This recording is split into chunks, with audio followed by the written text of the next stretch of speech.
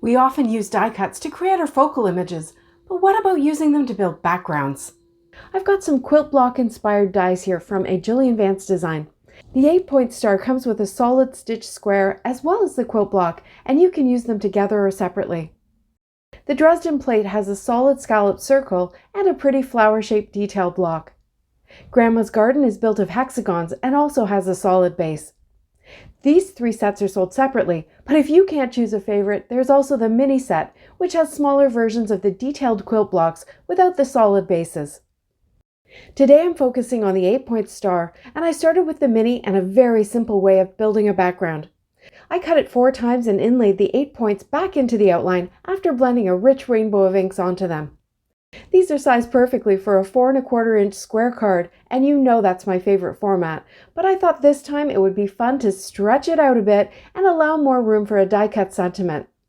To bring that sentiment up to the same level as the quilt blocks, I cut a stitch sentiment strip. There's still a little space above and below it though, so I cut another one, used scissors to trim it in half, and I glued each piece down just at the edge of the blocks. There's a small gap in the middle, and I just covered that up with the full strip and the thanks sentiment.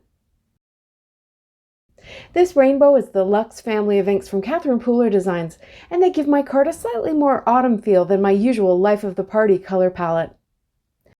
Next, I cut 4 of the larger quilt blocks. The size of this block is about 3 by 3 inches, so it doesn't quite fill a 4 1/4 inch square panel on its own, although it does make a wonderful focal point with a border. I'm popping out all the pieces from the outline of each of my die cuts, and I'm keeping them organized.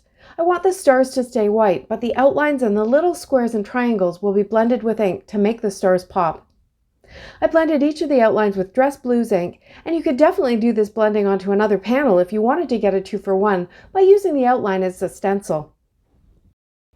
I went back in with my Uptown ink, which is a deep teal color, and I added it here and there on the outlines. I find that using 2 colors like this adds a bit of variation and interest, and it's a nice change from a single flat color.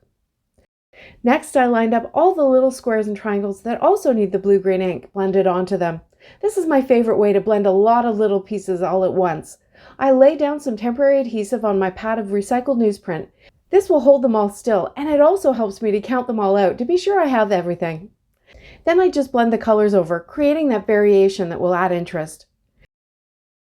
Once they're all dry, I start inlaying all the pieces back into the outlines.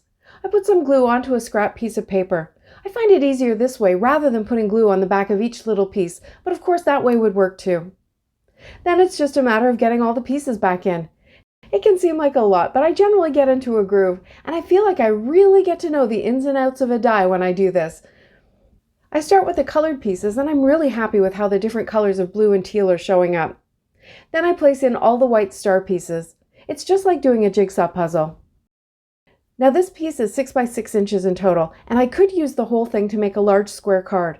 Or I could cut it with a rectangle die to make an A2 card, and there's lots of choices for placement too. But I decided to make a square this time, right from the center. And something amazing happened. Without the blue border around it, this now looks like a white panel with blue pieces on it, rather than a blue panel with white stars. At least it does to me. I splattered some shimmer spray over top for a bit of sparkle. And then to finish the card, I put the panel onto a card base I had blended blue ink onto to put that blue border back around it, and then the stars appeared again.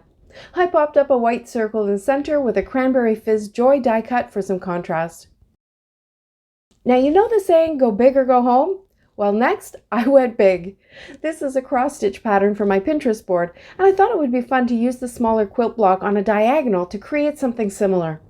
I started by cutting and cutting and cutting. I added glue to a full piece of letter-size printer paper and decided to do one color or row at a time to help me keep track of all the little pieces. This time I only wanted color on the outline piece. I started with Cranberry Fizz and the row with only one block. I used the grid on my glass work surface to help me make sure I had it lined up straight before I filled in all the little white bits. Then I moved on to Flame, adding the ink to the outlines first, placing them onto the sticky paper and filling those ones in. Then Glitz, and Martini, and Uptown, and Glam. I thought it would be fun to fill in those missing bits on the edges with some solid colors, and I cut a number of the solid stitch square. I got 2 corners from each square, and I blended the 2 appropriate colors onto each one. I could have just made longer rows for each color so that the 8-star pattern would continue right to the edges, but I thought this would add more color and some interest by breaking up the pattern a bit. My page got quite big with all these pieces hanging over the edge, but I was really happy with it when I cut it down to 8.5 by 11. And yes, it was a lot of work, but I did get 4 card panels from this, and each one is unique and really interesting. I finished the first 2 with that same die cut thanks that I had used earlier, and in black it stands out quite well against these panels in the lighter colors. When I got to the red panel, I felt like a bigger, heavier sentiment would be better. But when I got to the blue one, even that larger black sentiment got lost in the high contrast pattern. So I changed my strategy and popped up a stamped sentiment on a white circle that I framed with a larger black circle. I love the smooth look of inlaid die cuts, whether they're building a background or taking center stage. If you want to up your inlaid die cutting skills, here's a video with tips for inlaid die cut techniques from beginning to expert. Thanks so much for watching. See you next time.